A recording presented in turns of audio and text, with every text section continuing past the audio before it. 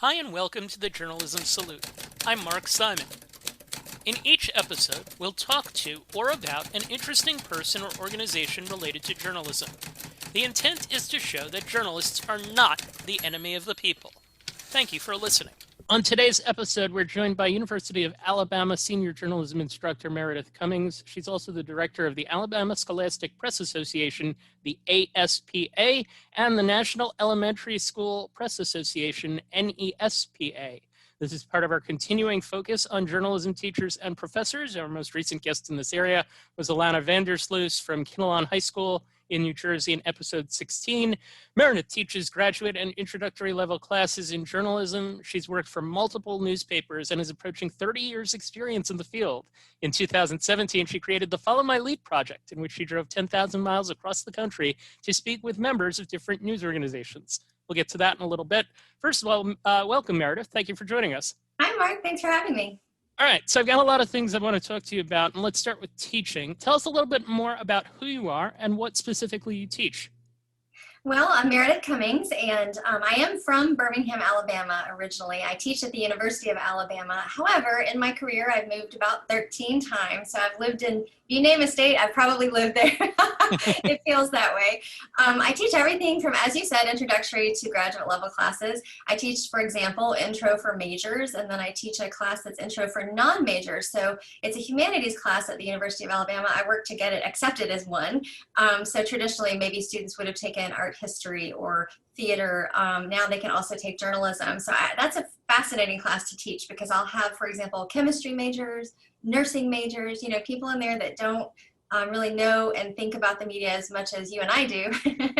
So that's interesting. I teach editing and digital production. I teach a class called Teaching Multimedia Journalism for education and journalism majors who want to go into classrooms and teach. So I really sort of run the gamut. I also teach some capstone classes where I've worked recently with Jimmy Wales, who's founder of Wikipedia. He's an Alabama graduate. A lot of people don't know that. And he worked with me on letting my class help with it's called WT Social. When it launched, it was originally called Wiki Tribune in its beta version. So my class helped sort of beta test that. And also with some help from some folks at ProPublica, looked at, for example, 20 years of voter registration records in Alabama to see when our license office closed, how that may have affected things. So I kind of do all of it. I do everything from here's how to write a news story and take a picture to the more high level journalism things. And I love it. I love it so much. What is the level of enthusiasm and sophistication journalistically, both among the major students and the non-major students? The major students, the enthusiasm is high because, they want to be there. We do have a few concentrations. So one of our biggest one is sports journalism. Our sports media majors have just tripled and taken off in the last, I'd say, 5 to 7 years probably. I mean, Alabama is known for our football team, and we do have other sports that we excel at. I don't think people sometimes realize that, but sports majors really sort of flock to us. And so the enthusiasm among our majors is high. Enthusiasm among non-majors is a little bit different. They come into the class not really knowing what to expect. Some of them love it. They love learning more about journalism. Their eyes are open to how some of the things work. And some of them decide, this really isn't something that I really care that much about. And I understand that because that would have been me with, say, for example, math or high-level science in college. So sure. I don't take it personally. But the way I explain it to people is when I'm teaching an intro class for majors, I say, here, let's do journalism. And when I teach an intro class for non-majors, I say, here's how we do journalism and why we operate the way we do. You're in a state that's very politically one way, pro-Trump. Yes. What was it like to teach during the presidential election? First of all, I think it helps that, if you don't mind, let me just provide a little perspective and context. Our state is it's varied. There are pockets of blue. So we have Huntsville, which is where the NASA Space Center is, and literal lots of rocket science. That's a sort of a little rocket scientist, that's a blue pocket. We've got the Black Belt, which is one of the poorest regions in the country. It's named the Black Belt for the black rich soil that it has. And that's sort of a blue pocket as well. However, I will say regarding your pro-Trump comment, that's absolutely true.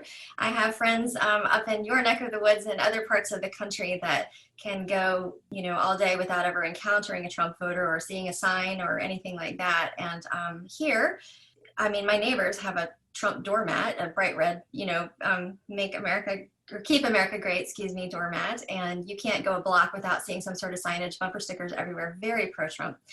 So to that end, I don't think it's necessarily changed the way I teach. It may have changed the way some students receive what I have to teach.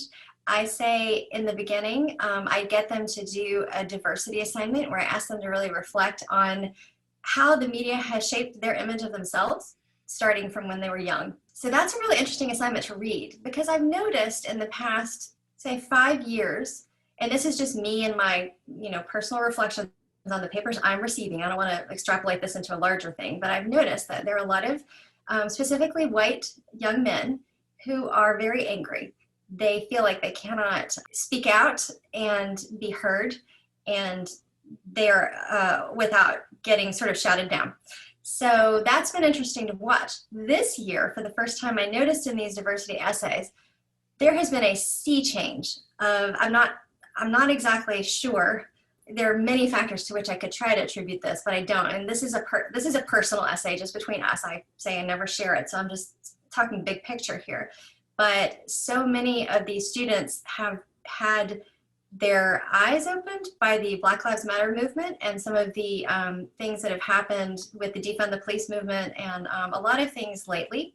So that's been interesting to watch, just as a point A. And then point B, to more pointedly to your question, I always ask them after they write that essay, I say, okay, so we all come to the table, including myself, with our stuff, wherever we came from, whoever we hang out with, whatever our families raised us, our religion, our race, our, anything. We come with all of our stuff. And we need to, as good journalists, check check our bias at the door. We need to acknowledge our bias and then check it and know this is where I come from, and a lot of other people might not, and we need to listen to that. So whether I have a student in my class who's, a pro-Trump, as you said, there are a lot of them, or, maybe pro-Biden or independent or libertarian, whatever, it doesn't matter. All that matters is they recognize their bias. And so I do the same. I tell them I am a, Southern liberal feminist, and I caveat that liberal with liberal for the South, for where I am. I'm liberal. I don't know if in some states I would be considered liberal, but, I'm a mom. Like, I have a lot of different components of me, and I need to recognize those before I go into any story so that I can think from another perspective. And that's kind of what I continue to teach, regardless of an election season or not. And I think that's really helpful for them. I know old school journalists like me, we were brought up in a different time where you didn't, for years when I taught, I didn't say my political affiliation. I still don't necessarily say, but just saying I'm liberal is something that I wouldn't have given away before. But I think more journalists need to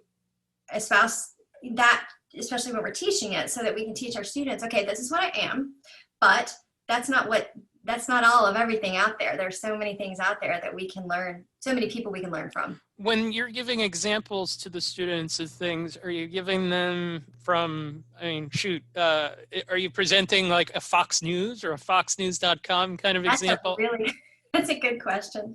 One of the things I routinely do is, I walk into class and we talk about the news of the day. And I routinely pull up various news outlets on the screen so they can see how they are covered by the different outlets. And then we talk about that.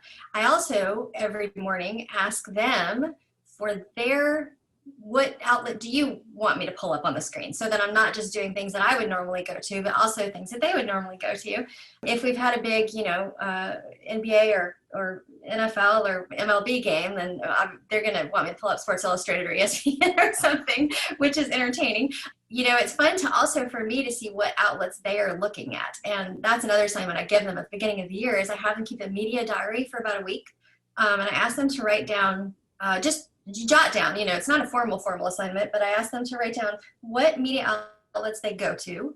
And I also ask them to differentiate between where they're going for news that they're looking for, news they want to find out. Like when you need news, where do you go? And also stuff they don't want. Where is that coming from? So for example, you might be sitting in an airport, or you might be sitting in a doctor's office and the television's on. Or your mom, if you're like me, love you mom, might be sending you the day's worst possible news at the end of the day every day to tell you you're definitely going to die that night, you know. So you may have an intrusive family member, or you may have something on Twitter that's just, you know, coming at you that you wish you hadn't seen that. You can't unsee it, or you don't want to know it. So I think it's important for them to start looking at the various things that they go to and things they don't want that are intruding, because I don't think we often realize how much we're processing and how quickly we're processing all of the news that we see. And that's where some discussions over things like fake news, I presume, would come into play. Yes. And, you know, fake news, that term has been popularized by President Trump in the 2016 election, but it's been around for as long as news has been around. You know, biblical times, there was fake news. So I think that it's just it's a catchy sort of marketing phrase for a lie is what it is. I think that's important to note. You've given a couple of examples with regards to your intro classes. What about one of your more advanced classes? What's a typical class like maybe 6 weeks into the semester? Those are extremely discussion-heavy classes. We're really delving into the minutia about, you know, more media ethics and law and how things are operating. And, you know, if it's a class where we're producing a product, then we're producing a product. It's like a newsroom. The University of Alabama is one of 2 colleges in the country that operates a commercial television station. And so we have the Digital Media Center, which is located in Bryant-Denny Stadium, our football stadium.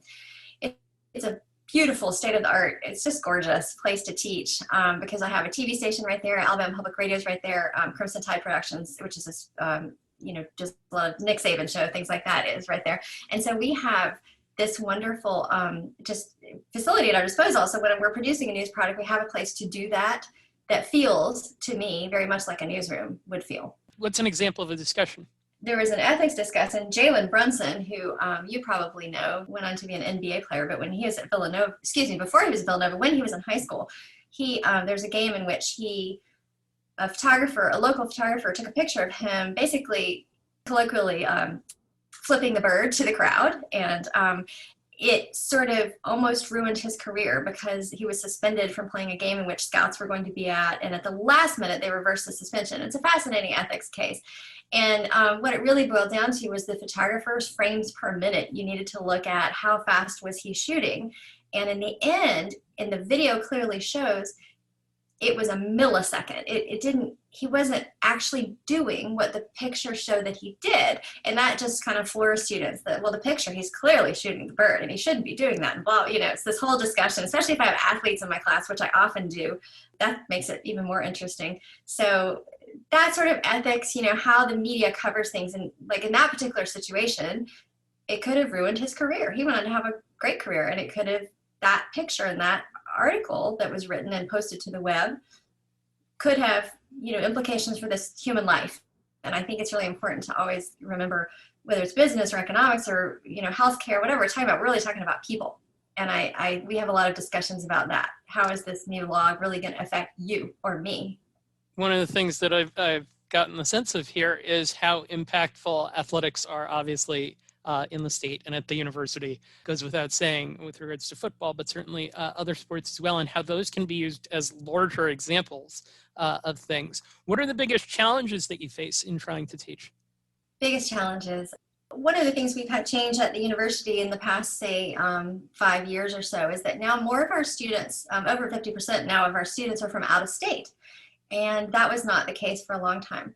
It's a fun challenge. So a lot of people think challenge, I think it is a bad thing. I think it's a fun challenge to watch this sort of melting pot change that we have at the university. Students from New Hampshire and California, you know, just all over. It's really fun. And then my international students. So it's always a challenge to get all of those voices in, because I don't want to exclude anyone, and I want to listen, and I want them to have the time to listen. So time management, you know, is a small thing, but it's also large. That's a challenge. And I think too, student stress level, you know, certainly it's always been there. I feel like just sort of learning to help them manage stress is a bigger part of my job than maybe it once was. And I could attribute that to a lot of a lot of things, but I'm not going to try. Well, certainly the pandemic. Yes, well, I was going to say teaching in the pandemic is a whole separate, huge set of challenges. Teaching online, I, often feel like I'm teaching into a void. It's just different.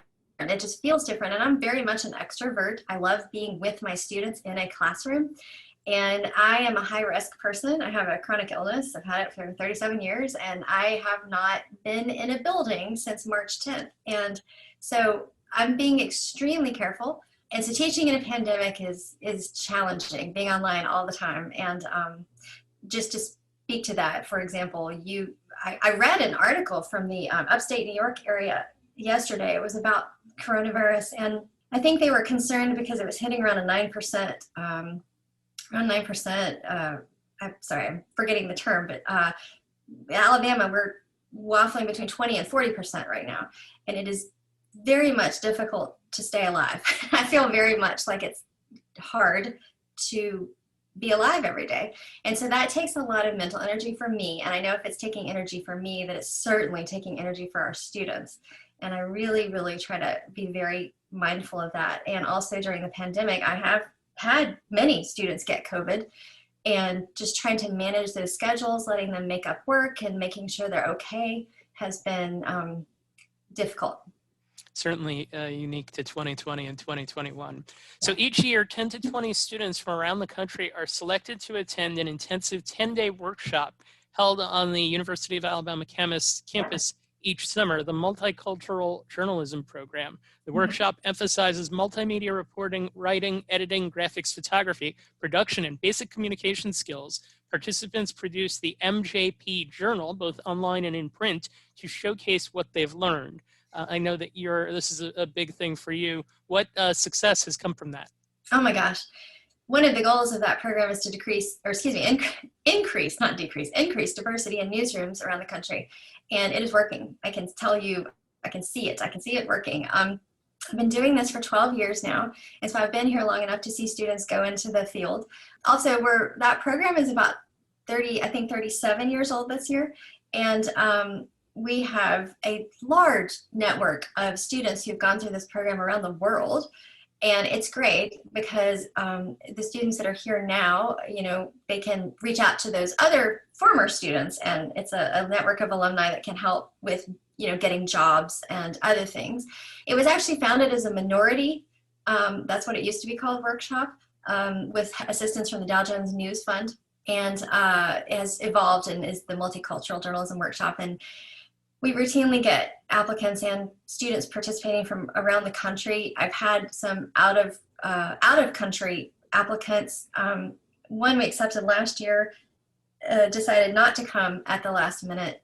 I think his parents did not feel, this is pre-pandemic actually, I say last year, let me skip back, pre-pandemic, but his parents didn't really feel comfortable with him coming to America in the end, interestingly enough, because of the media images they see. They just, because of all the mass shootings, they think we just walk around shooting each other all the time. They were just too concerned about that. It's been interesting as well to see students coming from other states. I had a young man from California in our last class, and he was also openly gay. He was out, and he was extremely nervous about coming to Alabama. As you might imagine, you mentioned being a pro-Trump state. He loved it, and he actually, applied to the University of Alabama, and I was just really happy because he had a really great experience. And so I think it works both ways. I learn from them, and they can learn from me about my home state, which I have a very, very much love-hate relationship with. I'm really proud of this program because it is doing what we intend it to do. It is increasing diversity in communications fields, maybe not just journalism, but also in public relations and other communications fields. And this seems like a good time to segue into the Alabama Scholastic Press Association, which seeks to empower K-12 newspaper, yearbook, news magazine, literary magazine, website, and broadcast staffs in Alabama. You're the director. You're also doing a lot for NESPA, which I mentioned. What sort of things do you do for these groups? And if you want to just kind of extol the virtues of them, feel free. Sure. Well, the Alabama Scholastic Press Association serves middle and high school students in our state. So most states, not all, but most have a Scholastic Press Association. And I routinely get emails from teachers and students, students who want to maybe start a media program, or students who are struggling and they need resources, or teachers. I get a lot, I think this isn't specific to Alabama, I get a lot of emails from teachers who were sort of handed the school media by the principal. Here, you do the broadcast. And maybe that person teaches chemistry. And so they call me and they're panicked and they need help. And so we provide resources through one-on-one conversations, but also through events like workshops. Big state convention is coming up in about a month, which I'm gearing up for virtually right now, and 2 summer camps that we do. So Alabama Scholastic Press Association is an organization I'm very, very proud to direct. Our students are just absolutely outstanding and have so much drive, and it's just so fun to see as a journalist. Just the future is in great hands. It really is. Regarding NESPA, which is the National Elementary Schools Press Association, this is one of my passions, and I am really, really proud to have it at the University of Alabama. We serve about 800 elementary schools nationwide and in some outlying countries, Virgin Islands, Ireland, where we have some American teachers who are teaching elementary schools. And specific to journalism, there's a lot of talk about media literacy among students, and that's certainly extremely important. I do not want to diminish that at all. However, nobody really does journalism specific. So we do journalism specific in elementary schools. And I became director because I was actually tasked with going to talk to my daughter's, I think it was 3rd grade class, and put together a newspaper with them. And I'm not going to lie, I didn't know where to start with a 3rd grade class. I don't remember what it was like to be, what is that, like 8, I think. And so I found Mark Levin, who was at the Carolina Day School in Asheville, North Carolina at the time, and had founded this organization in 1994. And he helped me. He gave me some great resources and great tips, and had done this routinely. And then when he was about to retire, he was going to let the organization die. And I said, please, please don't do that. It's so helpful. And I know it can be so helpful to so many people. And so a couple of years and some legal wrangling later, we got it moved to the University of Alabama.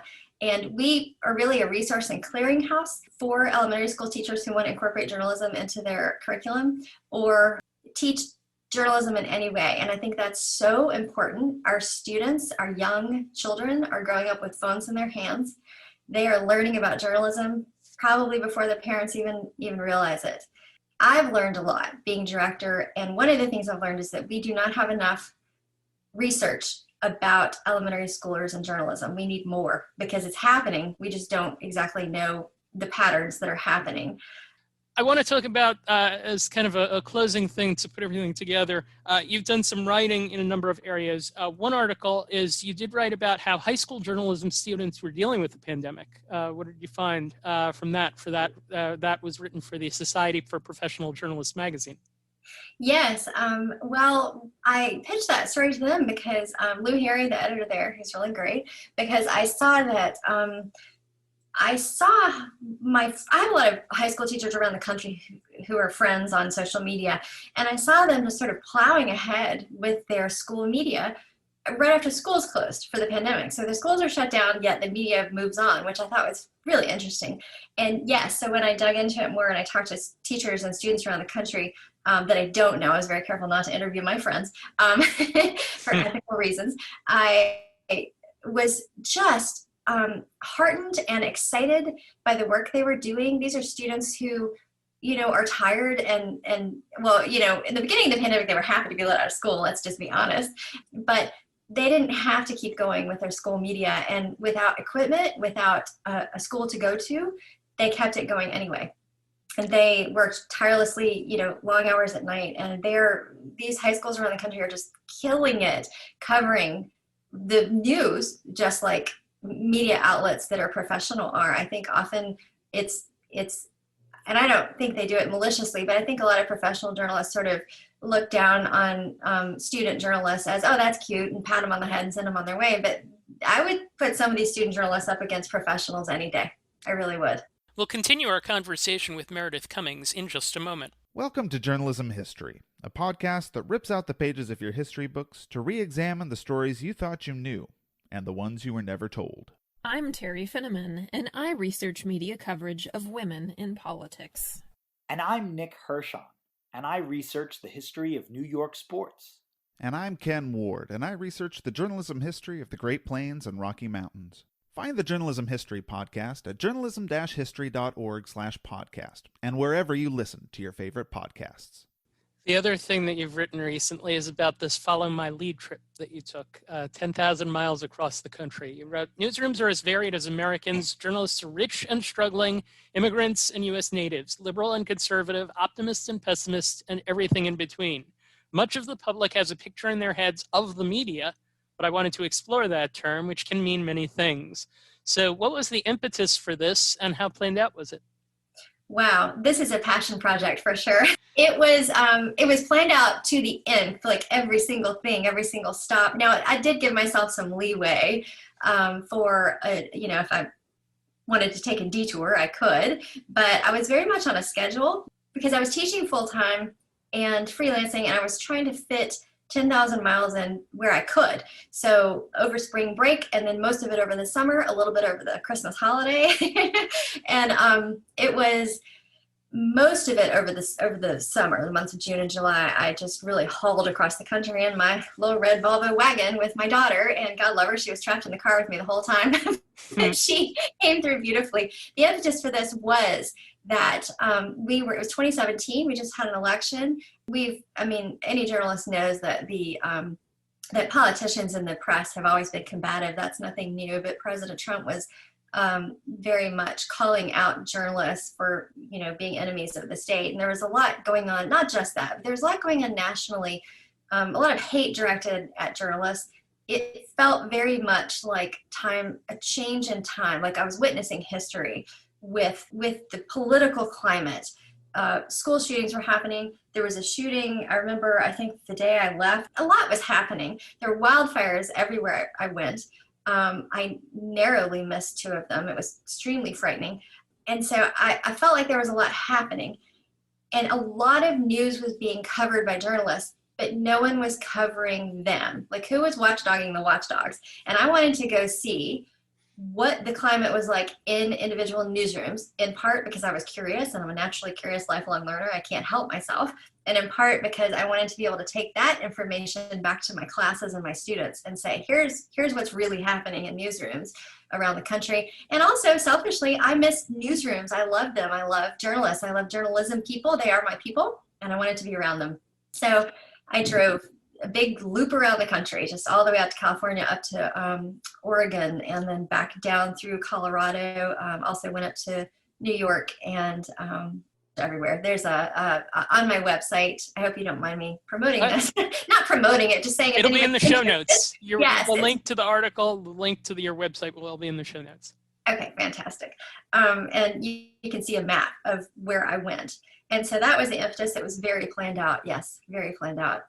Now, you wrote about a number of different ones specifically. I noted 3, if you want to just give a short summary of each. Street Sheet in San Francisco, the Navajo Times, and the Louisville Texan Journal. I visited the Louisville Texan Journal, and the man that is the editor there that I visited with, Steve Southwell, was just amazing to get to know, because he is a computer programmer by day, and in the evening with his wife and son in this tiny little office produces a newspaper and delivers it himself, because he is in the shadow of the Dallas-Fort Worth market and felt very much like his community in Louisville wasn't being covered, that the big news that happened in Dallas-Fort Worth was, but that his community was getting left out. So he started that just on his own with a printer at first, like a regular desk printer, and rolled it up and delivered it until it became much bigger, and he was able to do more with that. And I told him he was unusual when I met him, because everyone else was rushing out of the burning building that was print newspapers into online, and he was doing the opposite. He had actually been online and then started producing a print product, which I thought was fascinating. But I wanted to start with him as an example of just a very small sort of mom and pop startup situation. And then I moved out to, you mentioned Straight Sheet in California. Straight Sheet is in San Francisco, and it is a newspaper produced by homeless men and women, and they have a really interesting business model that they are able to keep the proceeds from the newspapers that they sell, that which is great because that keeps them employed. I had just the most eye-opening experience. I learned a lot about how their operation works, but also about covering homeless communities and the legal difficulties that go into that and that they face. They actually have a lawyer that helped them with the newspaper because they actually need that. And it was just a great, really fun, fun place to visit. It was, I'm laughing because of something funny that happened there, which I can get into in a minute. But then the last thing, what was the other, there was Navajo Times. Navajo Times, excuse me, I skipped them. That was in Arizona.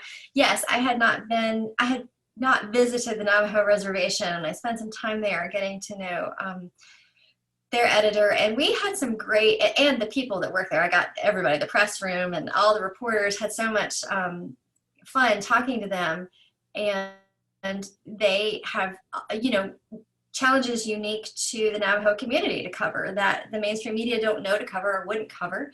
And also, I remember talking to them about what diversity means there. I remember, I think it was the editor said to me, well, for us, diversity means someone who's not Navajo coming and working here, because everyone is Navajo. So, someone like me, white girl from Alabama, if I were to go there and cover that, that would be diversity for them. Every single newsroom I visited, I talked to them about diversity and what the importance was and how they were, what that meant to them and how they were managing that. What was the funniest story from the time that you spent working on this project? Well, I think two things come to mind. One isn't a story as much as a comment my daughter made that I mentioned in my wrap-up when I did a post about here are all the things I learned. We were in, I want to say Colorado. We had circled the whole country, and it was pretty tiresome. I'm not going to lie. I was exhausted because I would drive 13, 14 hours a day and then write and video and edit video at night.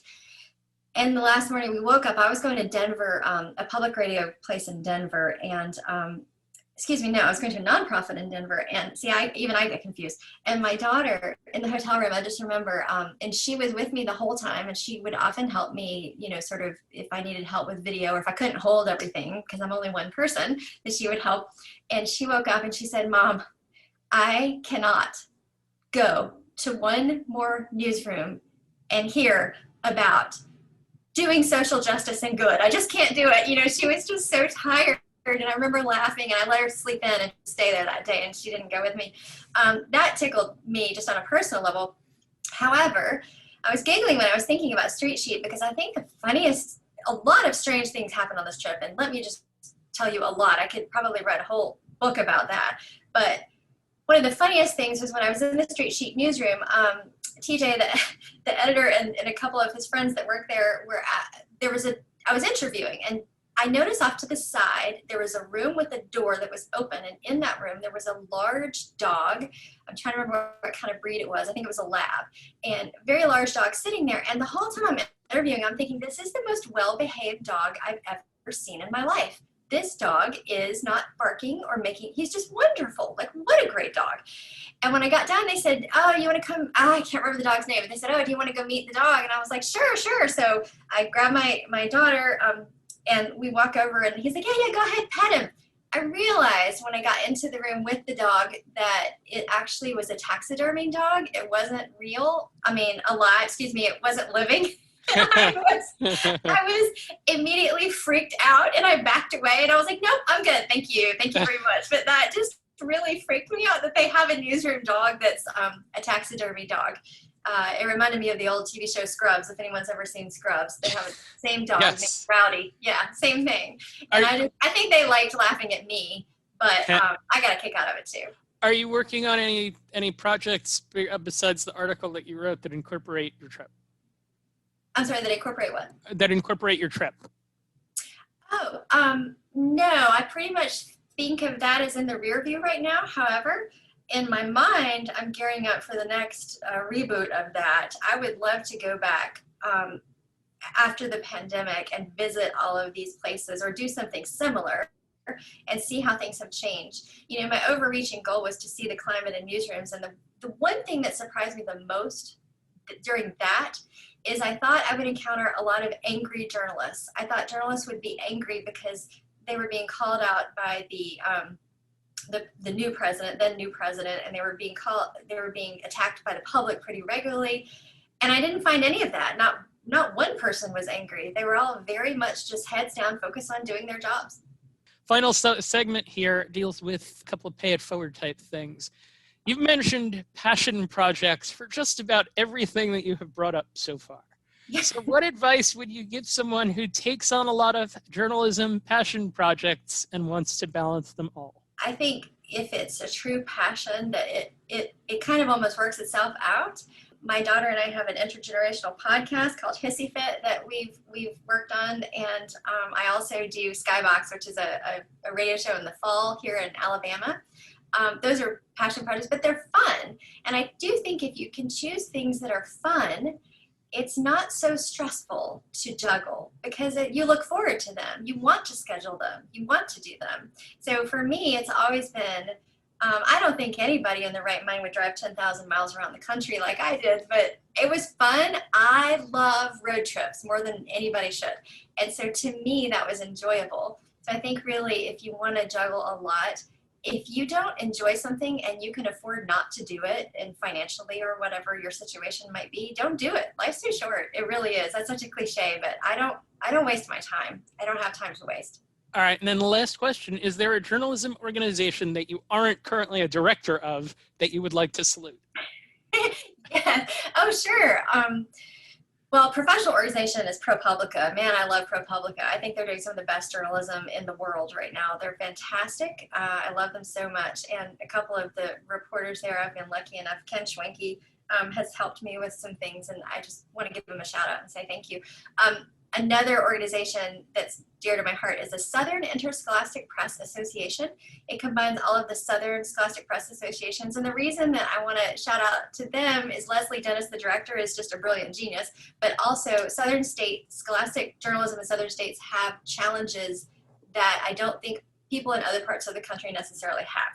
Southern states, honestly, a lot of, I don't want to just stereotype us, but a lot of times our students and our teachers tend to have more challenges with equipment. Frankly, it boils down to money. They have financial challenges and educational curves that I think not everybody else has. So I really appreciate SIPA because SIPA has allowed me to connect with my counterparts in Tennessee and Georgia and Mississippi and Florida, and we can all discuss challenges that are specific to us.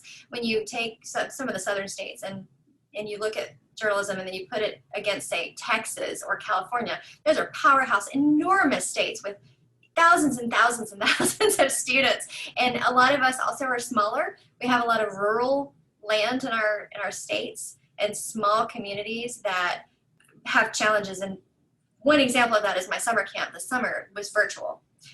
In the Black Belt in some parts of our state, students don't have access to a computer if they're not at school. So I was then taking our sessions and typing and writing and printing the information from those and mailing it, snail mail to students so that they can learn the material. And that is something I don't think everybody necessarily has to think about all the time. You can learn more about Meredith at meredithcummings.com, aspa.ua.edu for the Alabama Scholastic Press, and nespa.ua.edu for the Elementary School Press. Thank you for joining us. Thank you. It's my goal this year to do at least one show per month on journalism education, whether it be talking to teachers or students from around the country, or maybe even around the world. I hope they're all as enthusiastic and as interesting as Meredith Cummings was. I strongly recommend you check out Meredith's articles that are linked in the show notes. As someone who doesn't like to travel, I was trying to think of cross-country trips that I would enjoy and tolerate. Baseball stadiums are an obvious one, but a cross-country journalism tour would be pretty cool too. It's nice to talk to someone who got to experience it. The Journalism Salute is dedicated to the memory of Dr. Robert Cole, who taught at my alma mater, the College of New Jersey, Trenton State College, for more than 30 years. In the dedication of my book, I wrote, "To Dr. Cole, who taught me the keys to being a journalist and convinced me I had a future as one." I hope all journalism students have teachers like the ones I had at TCNJ. Thank you for listening to the Journalism Salute. Please let us know what you think of the show. You can find us on Twitter @JournalismPod, and you can email us at journalismsalute@gmail.com.